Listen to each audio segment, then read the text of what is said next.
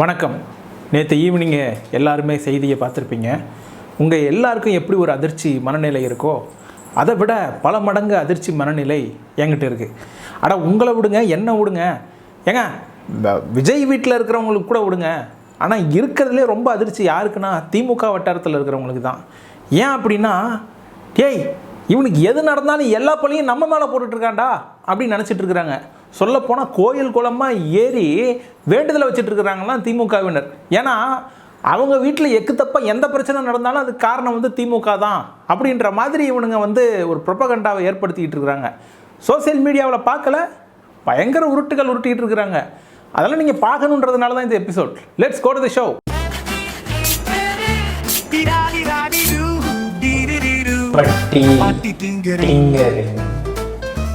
தாவேக தலைவர் விஜயோட மனைவி செங்கல்பட்டு நீதிமன்றத்தில் விவாகரத்து மனு ஒன்று கொடுத்துருக்குறாங்க. இப்போது அந்த விஷயம் வெளியில் வந்திருக்குது.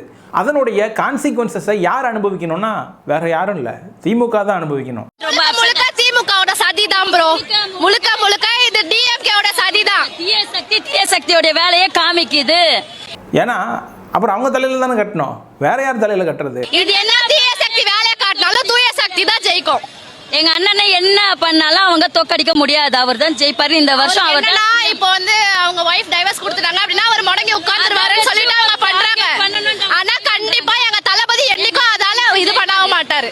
எதுக்கும் விஜய் வீட்டில் இருக்கிறவங்கெல்லாம் அவங்களுடைய உடல் நலத்தையும் அவங்களுடைய மனநலத்தையும் நல்லா பார்த்துக்கணும். அட்லீஸ்ட் இந்த 4 மாதத்துக்கு ஏதாவது பிரச்சனை ஏதாவது ஒன்றுன்னா உடனே மருத்துவரை தொடர்பு கொண்டு, இல்லை ஏதாவது ஒரு உயர் அதிகாரியை தொடர்பு கொண்டு ஏதாவது உதவி பெறுங்கள். ஏன்னா எல்லா பழியையும் தூக்கி இங்கே திமுக மேலே போட்டுட்டு இருக்கிறாங்க. என்ன பண்ணாலும் சரி எங்க தளபதியை கூட அவங்களால புடுங்க முடியாது. எங்க அண்ணன் தான் ஜெயிப்பாரு. அவனுக்கு என்ன வேணாலும் குட்டிக்காரன் அடிக்கட்டும், ஒரு புடுங்க முடியாது. அவங்க எங்க அண்ணன் தான் ஜெயிப்பாரு, அவருக்கு தான் ஓட்டு. என் ஃபேமிலியிலே கிட்டத்தட்ட 40 ஓட்டு இருக்கு. 40 ஓட்டு எங்க அண்ணனுக்கு தான். எதுவுமே பண்ண முடியாது எவனுமே. அவர் டைவர்ஸ் கேஸ்ல எந்த போட்டாலும் எங்க அண்ணன் ஒரு புடுங்க முடியாது. எங்க அண்ணன் தான் ஜெயிப்பாரு. முதல்ல இது ஒரு தனிப்பட்ட நபரினுடைய பர்சனல் விவகாரம், இதை பற்றியெல்லாம் பேசக்கூடாது அப்படின்னு நிறைய பேர் சொல்கிறாங்க. முக்கியமாக மதன் கௌரியே ஒரு வீடியோ போட்டிருக்கிறாரு. அவருடைய தீவிரமான ஃபேனு. எனக்கே இது ஒரு மாதிரியாக இருக்கிறது அப்படின்லாம் ரொம்ப வருத்தப்பட்டு கண்ணீர் வடிக்காத குறையாக பேசி கொண்டிருக்கிறார். அதை பார்க்குறப்ப நமக்கே நெஞ்சு உருகி அது ஐஸ்கிரீம் மாதிரி கொட்டிடுச்சு கீழே. அந்தளவுக்கு அது ரொம்ப உணர்ச்சி வசப்படக்கூடிய ஒரு வீடியோவாக இருந்தது. வாழ்த்துக்கள். ஆனால் இப்படிப்பட்ட நிலை விஜய்க்கு வந்துடக்கூடாது அப்படின்னு நீங்கள் வருத்தப்படுறீங்க பார்த்தீங்களா? அதில் ஒரு நியாயம் இருக்கிறதாக நான் பார்க்குறேன். ஏன் அப்படின்னா, யாருக்குமே நடக்காத ஒரு விஷயம். ஹார்திக் பாண்டியாவை பற்றி ஒரு வீடியோ போட்டார், சமந்தா நாக சைத்தன்யா டிவோர்ஸை பற்றி ஒரு வீடியோ போட்டாப்புல, அப்புறம் தனுஷ் ஐஸ்வர்யாவுக்கு ஏற்பட்ட இந்த செப்பரேஷனை பற்றி ஒரு வீடியோ போட்டார். இது எல்லாம் வந்து அவரை பொறுத்த வரைக்கும் ஒரு கண்டென்ட். இதெல்லாம் இருந்தாலும் விஜயினுடைய இந்த பர்சனல் விவகாரம் பொறுத்த வரைக்கும் சும்மா எல்லாருமே வந்து சேர்த்த மாதிரி இறக்காதீங்க அப்படின்னு சொன்னார். யோ யுவர் ரைட் மேன். அப்புறம் ஏன் வீடியோ போடுற, ஏங்க வீடியோ போடுறீங்க? அது தொழில், அது வேறு டிபார்ட்மெண்ட், அதெல்லாம் அப்படி தான், கண்டுக்காதீங்க அப்படின்ற மாதிரி நேக்கா உருட்டி இருக்காரு. பட் தட் இஸ் ஓகே, அதெல்லாம் கூட நம்ம கண்டுக்காமல் விட்டுறலாம். ஆனால் இந்த மாதிரி வீடியோ போடுங்க, இது வந்து இமேஜை ரொம்ப பாதிக்குது, அதனால் நிலமை நம்ம கையை மீறி போதுங்க, ஏதாவது ஒன்று பண்ணி ஏதாவது ஒரு கண்டென்ட்டை போடுங்க, டூல் கிட்ட அனுப்பியிருக்கேன் பாருங்கள், தயவு செய்து அதை பிரித்து பார்த்து ஏதாவது ஒன்று போடுங்க அப்படின்னு ஒரு பிஆர் டீமை வச்சு பயங்கரமாக அந்த இமேஜை வந்து கட்டி காப்பாற்றணும்னு முயற்சியில் இறங்கியிருக்காங்க. Hello Kavi, it's Sriram from. Hello bro சொல்லுங்க ஸ்ரீராம், தெரியுதுல்ல? தெரியுது ப்ரோ, தெரியுது. ஓகே ஒரு எமர்ஜென்சி சிச்சுவேஷன். ஓகே, நீங்க நியூஸ் பாத்தீங்களா? பார்த்தேன் ப்ரோ. இது அண்ணாவுக்கு இந்த டிவோர்ஸ் மேட்டர் தானே? அது கொஞ்சம் வந்து நம்மளுக்கு வந்து நம்ம கையை மீறி போற மாதிரி இருக்கு. லுக் லைக் டிஸ்கம்ஃபர்ட் சிச்சுவேஷன்ல இருக்க மாதிரி இருக்கு. இப்ப சீஃப் என்ன சொன்னாருன்னா, we have a tool kit. நம்மளுக்கு எப்பயுமே என்னென்ன பேசணும் ஒரு டூல் கிட் இருக்குல்ல, அதுல என்னென்ன இருக்குன்னா, கரூர் இஷ்யூ வச்சு அண்ணாவை முடக்க பார்த்தீங்க, தென் ஜனநாயகனை முடக்கிட்டீங்க, தென் பிஜேபியோ திமுக கூட்டு சேர்ந்து அண்ணனை வந்து 2 நாள் சிபிஐ ஆபீஸ்ல வச்சு விசாரணைன்னு அலக்கழிச்சிங்க கூட்டணிக்காக. இப்போ வந்து இந்த எஸ்ஓபி எல்லாம் போட்டு அண்ணனை வந்து மக்களை பார்க்க விடாத பண்றீங்க. இதெல்லாம் மக்கள் பார்த்துட்டு தான் இருக்காங்க. they are seeing all these things, they are counting your days அப்படின்னு போட்டு டிஎம்கேக்கு அகேன்ஸ்டா ஒரு ஹேஷ்டேக் ட்ரெண்ட் பண்ண போறோம். we support விஜய் அண்ணான்னு. பார்த்தீங்களா என்னெல்லாம் எதிர்பார்க்குறாங்க? எது வேணாலும் நடக்கட்டும், என்ன வேணாலும் பண்ணலாம், அண்ணனுடைய இமேஜை காப்பாற்றணும், அப்படி தானே? யார் தலை உருண்டா என்ன, யார் பாதிக்கப்பட்டா என்ன?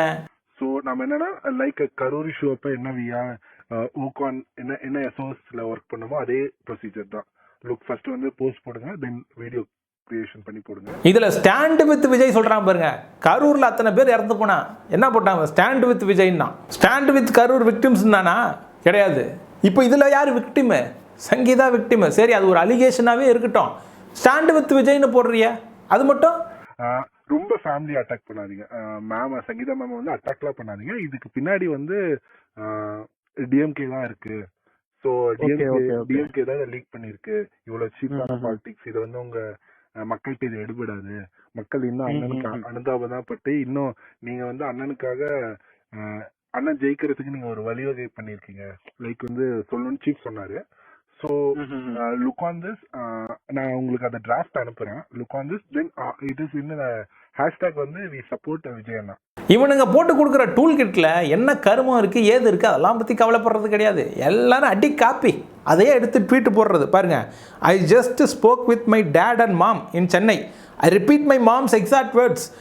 நாங்கள் அந்த காலத்துல இருந்து இந்த டிஎம்கேவை பார்க்குறோம். இந்த அரசியல் தவிர அவங்களுக்கு வேற ஒன்றும் தெரியாது. பாருங்க, இந்த எழுத்து பிழை எல்லாம் பாருங்க. அவங்களுக்கு வேற ஒன்றும் தெரியாது. அப்பாவும் நானும் டிவிகேவுக்கு தான் ஓட்டு போடுவோம் அப்படின்னு சொன்னாங்களாம். இதே ட்வீட்டை பல பேர் காப்பி அடித்து ஒப்பேற்றி வச்சுக்கிறானுங்க. இதுக்கு 25 ரூபா தருவீங்களா? எவ்வளோடா தருவீங்க? எங்களுக்கு வெக்கம் இல்லை. வெக்கம்னா என்னன்னே தெரியாது. மானம், சூடு, சொரணை எதுவுமே எங்களுக்கு இல்லை. சொன்னால் செய்வோம், அவ்வளோதான். இன்னும் சில பேர் திமுகவில் முரசொலி செல்வம் அவர்களுடைய இறுதி அஞ்சலியில் சங்கீதா பங்கு பெற்ற அந்த வீடியோவெல்லாம் எடுத்து கட் பண்ணி போட்டு பாருங்க விலை போயிட்டாங்க சங்கீதா அப்படின்ற மாதிரிலாம் போஸ்ட் போடுறானுங்க. இவனுங்கெல்லாம் படிச்சிருப்பானுங்களா, சோத்தை தான் திங்கிறானுங்களா, என்ன ஏதுன்னு எனக்கு தெரில. வேறு ஏதோ ஸ்பெஷல் ஐட்டம் வந்து விஜய்கிட்ட இருந்து ஆர்டர் பண்ணி வாங்கி திங்கிறாங்கலாம் தெரில. ஏன்னா ஒருத்தன் பிரியாணியை காமிச்சு பாரு, இது சாப்பாடா, இது அண்ணங்க அப்படிங்கிறான். இவன் சாப்பாட்டை மட்டும்தான் அண்ணனா பார்ப்பானா, வேற எதெல்லாம் அண்ணனா பார்ப்பான்னு நமக்கு தெரில. அந்த மாதிரி ஏதாவது ஸ்பெஷலாக வாங்கி திங்கிறானுங்களா என்ன ஏதுன்னு தெரில. கேட்டு சொல்லுங்க. எது எப்படியோ இந்த மாதிரியான மேட்ரிமோனியல் டிஸ்பியூட் அப்படின்றது எல்லாருக்குமே ஒரு மனக்கசப்பை கொடுக்கக்கூடிய, பயங்கர கான்ஃப்ளிக்டில் ஒரு மனிதன் இருக்கக்கூடிய, அவங்கள உருக்குலைக்கக்கூடிய ஒரு சுச்சுவேஷன் தான். அப்படிப்பட்ட ஒரு சுச்சுவேஷனில் தான் விஜய் இருக்காருன்னா, இவ்வளவு காலம் அவருடைய மனைவி சங்கீதா ஒரு க்ளோஷர் கிடைக்காம இதிலிருந்து எப்படி விலகிறது, வெளியே போகிறது அப்படின்னு தெரியாமல் நீதிமன்றத்தை நாடி இருக்கிறாங்க. விஜயே இதுக்கு ஒரு முடிவை கொடுக்கணும், ஒரு க்ளோஷரை கொடுக்கணும் அப்படின்னு நினச்சிருந்தா அவர் கொடுத்துருக்கலாம். ஆனால் அவருடைய அரசியல் கனவு, வெளியில் இருக்கிற அவருடைய இமேஜ், அதுக்கு சங்கீதாவினுடைய டிவோர்ஸ் அப்படின்ற ஒரு அப்ளிகேஷன் ஒரு பெரிய குண்டை தூக்கி போட்டிருக்குது. சொல்லப்போனால் it is last nail on the Vijay's political career. இதெல்லாம் விஜயை ஒன்றும் பண்ணாது அப்படின்னு ஏகப்பட்ட பேர் வந்து பேசிட்டு இருக்கிறாங்க. 1000 தங்கச்சி இருக்கிறோம், 1000 அக்கா இருக்கிறோம், பொண்டாட்டியா கூட இருந்துட்டு போறோமே, எங்க தளபதிக்கு நாங்க பொண்டாட்டி போனா என்ன, நாங்க ஒரு பொண்டாட்டியா இருந்துட்டு போறோம். என்னமா அது? பொண்டாட்டியா கூட இருந்துட்டு போறோமே, எங்க தளபதிக்கு நாங்க What nonsense is this? எந்த நேரத்தில் என்ன பேச்சு பேசிட்டு இருக்கிறீங்க? வெக்கமாவே இல்லையா? அவங்களும் ஒரு பெண், அவங்க வந்து பாதிக்கப்பட்டிருக்காங்க. அவங்க இப்படி ஒரு குற்றச்சாட்டை சொல்றாங்க. அதுல உண்மை இருக்கா பொய் இருக்கான்னு நமக்கு தெரியல. அட்லீஸ்ட் விலகியாவது நிற்கலாம். நீங்க எடுத்த முன்னே விஜயை தான் காப்பாற்றணும், சங்கீதாவுக்கு பின்னாடி திமுக இருக்குது, திமுக 200 ரூபா கொடுத்து சங்கீதாவை விலைக்கு வாங்கிடுச்சு, இப்படிலாம் பேசுறீங்களா? உங்களுக்கு வெக்கமா இல்லை? இதுக்கே அசந்துட்டா எப்படி? இந்த லட்சணத்தை வச்சுக்கிட்டு உங்க அண்ணன் பெண்களுக்கெல்லாம் பாதுகாப்பு கொடுக்குறாரா அப்படின்னு கேள்வி கேட்பாங்க. அதுக்கு நாங்கள் எவ்வளோ பெரிய முட்டு கொடுப்போம் தெரியுமா? அதெல்லாம் பார்த்தா இதெல்லாம் பெரிய விஷயமா பாஸ்? எனக்கு ஒரு விஷயம் புரியல. ஏன் இவங்க இந்த விஷயத்தை இவ்வளோ பர்சனலாக எடுத்துக்கிட்டு அழுகுறாங்க அப்படின்றது எனக்கு புரியல. இந்த தமிழ் சினிமா இண்டஸ்ட்ரியில் யாருமே டிவோர்ஸ் பண்ணலையா? ஏகப்பட்ட பேர் பண்ணியிருக்காங்க. ஏங்க ஏஆர் ரஹ்மானுக்கு நடக்கலையா? தனுஷ்க்கு நடக்கலையா? ஏங்க சமந்தாக்கு நடக்கலையா? இப்படி எல்லாமே சொல்லலாம். ஜிவி பிரகாஷ், சைந்தவி, அதெல்லாம் வந்து மியூச்சுவல் கன்சென்ட்ல அவங்களா மனப்பூர்வமாக பேசி ஒத்து போய் பிரிஞ்சுட்டாங்க. அதுக்கு முன்னாடி அவங்களுக்குள்ளார நிறைய மனச்சிக்கல்கள் இருந்திருக்கும், அவங்களுக்குள்ளார கருத்து வேறுபாடுகள் இருந்திருக்கும், அதெல்லாம் வேற விஷயம். ஆனால் எண்ட் ஆஃப் த டே அதை வந்து பேசி அவங்களே மனமொத்து பிரிஞ்சு போகிறாங்க பார்த்தீங்களா? அது வந்து ரொம்ப முக்கியமான விஷயம். இங்கே என்ன நடக்குது அப்படின்னா, 27 வருடம் விஜயோட வாழ்ந்த சங்கீதா ஒரு அக்ரீவ்டு பார்ட்டியாக, அதாவது ஒரு துன்பப்பட்டவராக, இதில் அவர் வந்து அன்ஃபேராக நடத்தப்பட்டதாக உணர்கிறார்.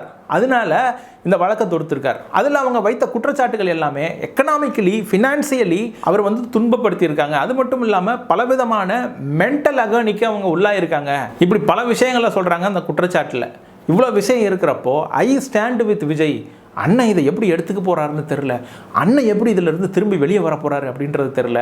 ஏங்க இருக்கிறதுலே பெரிய பாதிப்பு யாருக்குன்னா இந்த விஷயத்தில் அவங்க 2 பேருக்கு தான் அப்படின்லாம் மதன் கௌரி சொல்கிறாரு. இருக்கிறதுலே பெரிய பாதிப்பு யாருக்குங்க? பெண்ணுக்கு தாங்க இருக்கிறதுலே பெரிய பாதிப்பு. 27 வருஷம் அவங்களோட வாழ்ந்துருக்காங்க. அவங்களுக்குன்னு தனியாக ஏதாவது தொழில், அவங்களுக்குன்னு தனியாக ஏதோ ஒரு பிஸ்னஸ், அவங்க கேரியரை பார்த்துருந்தாங்கன்னா எவ்வளோ தூரத்தில் இருந்திருப்பாங்க. அவங்க ஏதோ ஒரு சக்ஸஸ்ஃபுல்லான ஒரு பொசிஷனில் ஒரு நல்ல இடத்துல இருந்திருப்பாங்கல்ல. இங்கே 27 வருஷம் அவருடைய மனைவியாக இருந்ததுக்கு என்ன கிடச்சிருக்கு?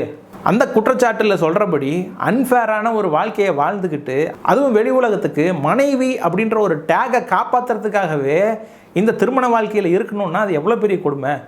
அப்போ இந்த மாதிரியான சிக்கல்கள்லேருந்து வெளியே வர்றதுக்கு எத்தனையோ தடவை பேச முயற்சி செஞ்சுருக்காங்க. தாவேகாவின் தலைவர் விஜய் யாரோ ஒரு நடிகையோடு இருந்த தொடர்பு, யார் அந்த நடிகைன்னு யாருக்குமே தெரில. எனக்கு கடந்த சில நாட்களாக இந்த தாவேகாவில் யாரோ ஒரு நடிகை, விஜயினுடைய அறிக்கையை பார்த்தீங்கன்னா யாரை சொல்கிறாருன்னு தெரில. யாரோ சில பேர் இப்படி செய்கிறாங்க, இவங்க அவர் தான் இப்படி பேசுகிறாருன்னு பார்த்தா யாரோ ஒரு நடிகை இந்த குற்றச்சாட்டில். சரி, யாரா அந்த நடிகை அப்படின்னு அந்த நடிகை ரீசெண்டாக இப்போ ஒரு நோட்டீஸ் ஒன்று விட்டுக்கிறாங்க. அந்த நோட்டீஸில் பார்த்தா நயினார் நாகேந்திரனை பற்றி ஏதோ ஒன்று குறிப்பிட்டிருக்காங்களா. அதில் நயினா நாகேந்திரன் பேரே இல்லை. ஒரு கட்சியின் உயர்ந்த பதவியில் இருக்கக்கூடிய ஒருவர் அப்படின்ற மாதிரிலாம் குறிப்புகள் இருக்கே தவிர யாருங்க யாரங்க சொல்கிறீங்க?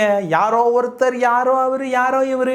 பட் இந்த வழக்கில் ஒரு நடிகையோடு அப்படின்னு சொல்லியிருக்காங்களே தவிர அந்த நடிகையினுடைய பெயரை குறிப்பிடல. அப்படி பெயரை குறிப்பிட வேண்டிய பேர்டன் ஆஃப் ப்ரூஃப்னு சொல்லுவாங்க. அதாவது கணவரின் மீது தான் குற்றம், மனைவி குற்றமற்றவர் அப்படின்னு நிரூபிங்க அப்படின்ற நிர்பந்தம் ஏற்பட்டால் அந்த நடிகையினுடைய பெயரை செகண்ட் பார்ட்டியாக இணைத்து வழக்கு நடத்துவேன் அப்படின்றத குறிப்பிட்டிருக்காங்க. ஸோ இந்த யாரோ ஒரு நடிகை அப்படின்ற விஷயம் வந்து வெளி உலகத்துக்கு வந்துடாது அப்படின்ற தைரியத்தில் இருக்க வேணாம். உண்மையிலேயே இப்படி ஒரு மேட்ரிமோனியல் டிஸ்பியூட்டு யாருனுடைய லைஃப்பில் நடந்தாலும் அது பெரிய மனக்கசப்புகளை உருவாக்கும், ரெண்டு சைட்லையுமே. அதை நான் ஒத்துக்கிறேன். பட் அக்ரீவ்டு பார்ட்டி யார்? துன்பப்படுத்தப்பட்ட, இதில் அன்ஃபேராக நடத்தப்பட்ட ஒரு பார்ட்டி யாருன்னு கண்டுபிடிச்சி அவங்க சைடு தான் நம்ம நிற்கணும். அதுதான் தார்மீகம், அது நமக்கு. பட் இந்த தாவேகாவினர் எப்படி பார்க்குறாங்கன்னா, 27 வருடம் விஜயோடு மனைவியாக இருந்து அவருடைய 2 குழந்தைகளுக்கு தாயாக இருந்து அந்த குழந்தைகளை வளர்த்து பெரியாளாக்குன இந்த மனைவியை அவனுக்கு எப்படி கையாளுறானுங்க தெரியுமா? அசிங்கமாக பேசிகிட்டு இருக்கிறாங்க இன்டர்நெட்டில். தலைவனுடைய மனைவி, எஸ்ட்ரேஞ்சு ஒய்ஃபு, அவங்களுக்கே இந்த நிலமைனா அப்போ மற்ற பெண்களுக்கெல்லாம் சொல்லவா வேணும்? அதெல்லாம் கூட பரவாயில்ல. இப்போ என்ன சொல்கிறானுங்கன்னா, அவருடைய பர்சனலை இழுத்து பேசுகிறீங்களே, சி வெக்கமா இல்லையா அப்படின்னு கேட்குறானுங்க. இதெல்லாம் யார் சொல்கிறது? இந்த மூஞ்சிங்க இவங்களாம் யாருன்னு தெரியுதா? நிவேதா பெத்ராஜனுடைய இன்ஸ்டாகிராம் ஃபோட்டோஸுக்கு கீழே கமெண்ட்டில் வந்து கண்டபடி கேவலமாக கமெண்ட் பண்ணுகிற இவனுங்க சொல்கிறானுங்க. இதெல்லாம் உங்கள் கட்சியில் வைஷ்ணவின்னு ஒரு பொண்ணு இருந்தாங்க, அவங்க திமுகவுக்கு போனாங்க. அவங்கள நீங்கள் எப்படி ஹேண்டில் பண்ணீங்க? சரி, அதை கூட விடுங்க. இந்த பிக் பாஸ் ஓவியான்னு ஒருத்தங்க இருந்தாங்க, அவங்க உங்கள் தலைவருக்கு எதிராக கருத்து சொல்லிட்டாங்கன்னு நான் குதிச்சிங்க, எவ்வளோ அசிங்கமாக பேசுனீங்க. இப்போ பிக் பாஸ் ஜூலி கிட்ட டேய் நீங்கள் சொல்கிறீங்க டீசென்சியை பற்றி எல்லாருக்கும் வகுப்பு எடுக்கிறீங்க. உலகத்தில் எவனுமே பண்ணாத மொல்ல மாதிரி தனத்தை பண்ணிவிட்டு கடைசீட்டில் எல்லாருக்கும் வகுப்பு எடுக்கிறானுங்க. பார்த்தீங்களா அவனுங்க? இது மட்டுமா? இதே போல் உதயநிதி அவர்கள் வந்து இன்ஸ்டாகிராமில் ஒரு பெண்ணினுடைய ஃபோட்டோவை ரீபோஸ்ட் பண்ணிட்டார். அதை அத்தனை பேர் ஸ்க்ரீன்ஷாட் எடுத்து அந்த பொண்ணுனுடைய இன்ஸ்டாகிராம் போஸ்ட்டுக்கு கீழெல்லாம் போய் கமெண்ட் பண்ணி அசிங்கமாக பேசி, இவனுங்கெல்லாம் மனுஷனுங்களே கிடையாது தெரியுமா? அந்த பொண்ணு கமெண்ட் செஷனே டிசேபிள் பண்ணிட்டு போகிற அளவுக்கு இவனுங்க இவ்வளோ வக்கரம் பிடிச்ச ஆட்களாக இருக்கானுங்க. இவனுங்க வந்து மற்றவனுங்களுக்கு வகுப்பு எடுக்கிறானுங்க. இப்போவும் சொல்கிறேன், நிலைமை கையை மீறி போகல. இது இன்னும் விஜயினுடைய கையில் தான் இருக்குது. இது ஒன்றும் பெரிய பிரச்சனையெல்லாம் கிடையாது. இதிலிருந்து வெளியே வரணும்னா வரலாம், ஈஸியாக எலெக்ஷனை ஃபேஸ் பண்ணலாம். ஆனால் Vijay has to settle the matter amicably with his estranged wife. அதை அவர் பண்ணுவாரா அப்படின்றது ரொம்ப பெரிய சந்தேகம்தான். ஏன்னா 15 கோடி வருமானத்தை மறைச்சதுக்கு 1.5 கோடி ரூபா வந்து பெனால்ட்டி போட்டிருக்காங்க. இவர் வருஷத்துக்கு 1000 கோடி ரூபா வருமானத்தை விட்டுட்டு வராருன்னுலாம் பெருமை பீத்திக்கிறாங்க. ஒரு 1.5 கோடி ரூபா பெனால்ட்டி கட்டுறதுக்கு அவ்வளோ பேச்சு பேசுகிறாரு. அத்தனை அப்பீல், அத்தனை வாய்தா. I don't think this is happening anywhere now. Actually விஜயை விட இது ரொம்ப பெரிய சிக்கலாக சங்கீதாவுக்கு தான் இருக்க போகுது. உண்மையிலேயே இதில் மிகப்பெரிய சிரமம் யாருக்குன்னா, விஜயோடு 27 வருடங்கள் வந்து மனைவியாக வாழ்ந்த சங்கீதாவுக்கு, அதுக்கப்புறம் விஜய்க்கும் சங்கீதாவுக்கும் பிறந்த அந்த 2 குழந்தைகள். அவங்க இப்போ மேஜராக இருக்கலாம், ஆனால் அவங்களும் தான் இந்த வழியை தாங்கி ஆகணும். எல்லாரும் ஏதோ ஒன்று விஜய்க்கு ஏதோ ஒரு சப்போர்ட் பண்ணணும், அது ஒரு பெரிய மனுஷங்க பிரச்சனை, பர்சனலாக அடுத்தவங்க பெட்ரூமில் எட்டி பார்க்கக்கூடாது அப்படின்லாம் பேசுகிறீங்க. தான் வீட்டில் நடக்கிறப்போ தான் அதனுடைய கஷ்டம் தெரியும். அதுவும் விஜயனுடைய குழந்தைங்களுக்கு இப்போ அதனுடைய கான்சிக்வன்ஸஸ் தெரியுமா என்னன்னு தெரியல. ஆனால் இதுவே காலம் ஓட ஓட ஒரு 15-20 வருடங்கள் போயிடுச்சுன்னா அதுக்கப்புறம் இது மிகப்பெரிய கான்ஃப்ளிக்டில் கொண்டு போய் விடும். உண்மையிலேயே அந்த குழந்தைகளுக்கு சேர வேண்டிய உரிமைகள், இப்படி பல விஷயங்கள் வந்து கேள்விக்குள்ளாகும். ஸோ அப்படி இருக்கிற பட்சத்தில் தனக்கும் தான் குழந்தைகளுக்கும் சேர வேண்டிய உரிமை, குழந்தைகள் கூட மேஜர் ஆகிட்டாங்க விடுங்க, ஆனால் அப்படியே விட்டுற முடியாது இல்லை. தனக்கு சேர வேண்டிய உரிமைனாவது அதை விஜய் கிட்ட ஃபைட் பண்ணி வாங்க வேண்டிய கட்டாயம் அவங்களுக்கு இருக்கா இல்லையா? ஏங்க உங்கள் வீட்டில் ஒரு தங்கச்சிக்கோ உங்கள் வீட்டில் ஒரு அக்காவுக்கோ இப்படி ஒன்று நடந்தா, அதுவும் விஜய் மாதிரியான ஆள்லாம் ஃபினான்சியலாக எக்கனாமிக்கலாக ரொம்ப ஏழப்பட்டவரோ கிடையாது இல்லை, அவர் நல்லா இருக்கிறவர் தானேங்க. ஏங்க அத்தனை கோடி ரூபா வருமானத்தை விட்டுட்டு வந்தான்னு வார்த்தைக்கு வார்த்தை சொல்கிறாருல்ல எல்லா மேடையிலையும். அப்போது விஜய் கூட இத்தனை வருஷம் வாழ்ந்த சங்கீதா மாதிரியான ஒரு எக்ஸ்சேஞ்சு வைஃப், அவங்களுக்கு சேர வேண்டிய இந்த பெர்மனன்ட் அலிமோனி அல்லது ஜீவனாம்சம் இதை வாங்கிறதுக்கு அவங்களுக்கு எல்லா விதமான சப்போர்ட்டும் கொடுக்கறது தானே ஒரு நல்ல ஹியூமன் பீயிங்கினுடைய செயல்பாடாக இருக்க முடியும். அதை விட்டுட்டு சம்மந்தமே இல்லாமல் இங்கே எந்த ஒரு பிரச்சனையும் இல்லாமல் ஜாலியாக இருக்கிற விஜய்க்கு நான் சப்போர்ட் பண்ணுறேன் அப்படின்னு சொல்கிறீங்க. விஜய்க்கு இதனால ஏதாவது ஒரு இழப்பு இருக்கா? ஏங்க அவங்க கேட்குற ஜீவனாம்சம் எவ்வளோ கேட்டாலும் கோர்ட்டு வந்து நீங்கள் கேட்குறதெல்லாம் எடுத்துக்கோங்கன்னு சொல்லிடுமா? அப்படிலாம் கிடையாதுல்ல. ஏதோ ஒரு டேர்ம்ஸ் அடிப்படையில் தானே இந்த ஜீவனாம்சம்லாம் கொடுக்கப்படுது. அதை விஜய் கொடுத்துட்டு போவார். உங்களுக்கு என்னங்க பிரச்சனை? ஏங்க அவரே வருத்தப்பட மாட்டாருங்க, நீங்கள் ஏங்க குறுக்க விழுந்து அடி வாங்குறீங்க? என்னதான் உங்களுக்கு பிரச்சனை? மதன் கௌரியை கேட்குறேன், நிறைய இன்ஸ்டாகிராம் இன்ஃப்ளூயன்சர்ஸை கேட்குறேன், உங்களுக்குலாம் என்னதான் பிரச்சனை? காசு கொடுத்தா என்ன வீடியோ வேணாலும் போடுவீங்களா? Prashanth Rangaswamy says in his tweet, "Whatever Sangeetha has put forward are just allegations and not court's final order. Just notice the timing and the way the documents got leaked. They are hitting VJ where it will hurt the most." அரசியல் காழ்ப்புணர்ச்சி நேரா வந்து அரசியல் களத்துல தந்திக்க தைரியம் இல்லாத திராணி இல்லாதவனுங்க எங்க அம்மாவை வந்து சட்டப்பூர்வமா வந்து இப்படி சட்டத்தின் ஓட்டைகளை வைத்து எங்க அம்மா வந்து உள்ள போட்டு. அது சரி, கொடுத்த காசுக்கு வேலை செஞ்சுதானே ஆகணும். பிஆர் டீம் என்ன பண்ணும் அப்படின்னா அதுக்கு ஒரு நியாயம் வேணாமா? இந்த மதன் கௌரி இன்னும் சில பேர் வந்து நடுநிலையாக இருக்கிற மாதிரி, அண்ணன் இதிலேருந்து எப்படி வெளியே வர போகிறாரு தெரில, அண்ணனுக்கு இது மிகப்பெரிய வலியை கொடுக்கும் அப்படின்லாம் உணர்ச்சி வசப்பட்டு பேசுகிறீங்கல்ல. ஒன்றும் இல்லை, ஒரு 4 மாதம் வெயிட் பண்ணுங்கள் தயவு செய்து. கொஞ்சம் relax bro, have some tea, have some cup of coffee, ஒரு பிரேக் எடுத்துக்கோங்க, ஜாலியாக இருங்க. இப்போ மற்ற பெண்களுடைய கமெண்ட் செஷன்லாம் போய் வக்கரமாக பேசுகிறப்போ நீங்கள் என்ன பண்ணீங்க? You had a cup of coffee, you had a break, just enjoying life, right? அதே மாதிரி இப்போ என்ஜாய் பண்ணுங்க. இது வந்து விஜயோ சங்கீதாவோ இதை பற்றி நமக்கு தெரியாது, இது அவங்களுடைய வாழ்க்கையில் என்ன நடக்குதுன்னு நமக்கு தெரியாது, அவங்களுக்கு தான் தெரியும் அப்படின்னு சொல்லிட்டு விஜய்க்கு சப்போர்ட் பண்ணுற மனநிலை எப்படி தெரியுமா இருக்குது? கேவலமாக இருக்குது, கேவலமாக இருக்குது. ஏன்னா விஷயம் தெரியாமல, விஷயம் தெரிஞ்சுக்கிட்டு ஐ டேக் அ சைடு. இப்படிப்பட்ட சிக்கலை கோர்ட் ரூம்லேயோ இல்லை வெளியவோ அமிக்கபலாக உட்காந்து செட்டில் பண்ணி முடிச்சு விட்டு அண்ணா அரசியலில் அடுத்தபடி எடுத்து வைப்பார் அப்படின்னு நீங்கள் நினச்சிங்கன்னா நடக்குதா பார்ப்போம். Let's wait and see. இந்த ஷோ உங்களுக்கு பிடிச்சிருந்தா லைக், ஷேர், கமெண்ட், சப்ஸ்கிரைப் பண்ணுங்கள். நெக்ஸ்ட் டைம் வேறு ஒரு கண்டென்ட்டோட உங்களை சந்திக்கிறேன். எனக்கு தனிப்பட்ட விதத்தில் நிறைய பேர் ஹெல்ப் பண்ணிகிட்டு இருக்கிறீங்க. Super thanks. Buy me coffee and UPI QR code இது மூலமாக சப்போர்ட் பண்ணிக்கிட்டு இருக்கிறீங்க. ரொம்ப நன்றி. மீண்டும் எனக்கு சப்போர்ட் பண்ணணும் அப்படின்னு நினச்சிங்கன்னா அதெல்லாம் பயன்படுத்தலாம். என்னுடைய யூபிஐ QR கோட் இங்கே கொடுக்குறேன். மற்றபடி சூப்பர் தேங்க்ஸ் ஆப்ஷன் கீழே இருக்கும். அதே மாதிரி பை மீ காஃபியினுடைய லிங்க் டிஸ்கிரிப்ஷனில் கொடுக்குறேன். மேலும் ஃபேக் ஐடி வீடியோஸ் பற்றிய அப்டேட்ஸ், செய்திகள் இதெல்லாம் நீங்கள் தெரிஞ்சுக்கணும்னு நினச்சிங்கன்னா வாட்ஸ்அப், டெலிகிராமில் இருக்கிற ஃபேக் ஐடி சேனல் லிங்கை வந்து டிஸ்கிரிப்ஷனில் கொடுக்குறேன். அதை கிளிக் பண்ணி நீங்கள் ஜாயின் பண்ணிக்கலாம். இல்லை என்னோட உரையாடணும் அப்படின்னு நினச்சிங்கன்னா ஃபேக் ஐடி கிளப் அப்படின்னு டெலிகிராம் குரூப் ஒன்று இருக்குது, அதில் ஜாயின் பண்ணிக்கோங்க. அதுபோல் டிஸ்கார்ட் சர்வர்னுடைய லிங்க்கும் டிஸ்கிரிப்ஷனில் கொடுக்குறேன். அதை கிளிக் பண்ணி நீங்கள் ஜாயின் பண்ணிக்கலாம். இணைந்திருங்கள், தொடர்ந்து பயணிப்போம். நன்றி, வணக்கம்.